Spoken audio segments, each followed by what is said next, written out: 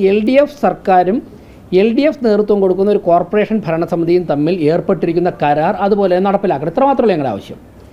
ഞങ്ങൾ ആ കരാർ പരിശോധിച്ചതിൽ നിന്ന് ആ കരാറിൽ പറയുന്ന പ്രധാനപ്പെട്ട ചില കാര്യങ്ങൾ ലംഘിച്ചിരിക്കുന്നു എന്നാണ് മനസ്സിലായിട്ടുള്ളത്. റൂട്ട് നിശ്ചയിക്കുമ്പോഴേക്കും കോർപ്പറേഷനുമായി കൂടിയാലോചിച്ച് വേണം റൂട്ട് നിശ്ചയിക്കാമെന്ന് പറഞ്ഞിട്ടുണ്ട്.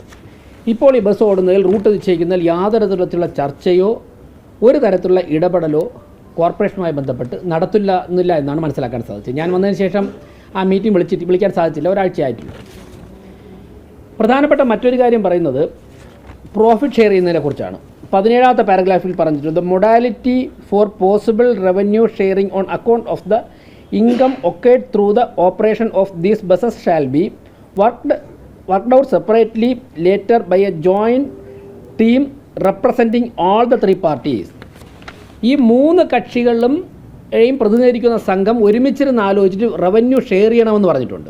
അപ്പോൾ ഈ 3 കാര്യങ്ങൾ ഇതിൽ വേറെ പല പ്രധാനപ്പെട്ട പറഞ്ഞിട്ടുണ്ട്. ഈ കരാറിൽ പറഞ്ഞിരിക്കുന്ന കാര്യങ്ങളൊക്കെ തന്നെ ലംഘിച്ചുകൊണ്ടാണ് ഈ KSRT ഈ ബസ്സുകൾ ഈ ഇലക്ട്രിക് ബസ്സുകൾ ഇപ്പോൾ സർവീസ് നടത്തുന്നത്.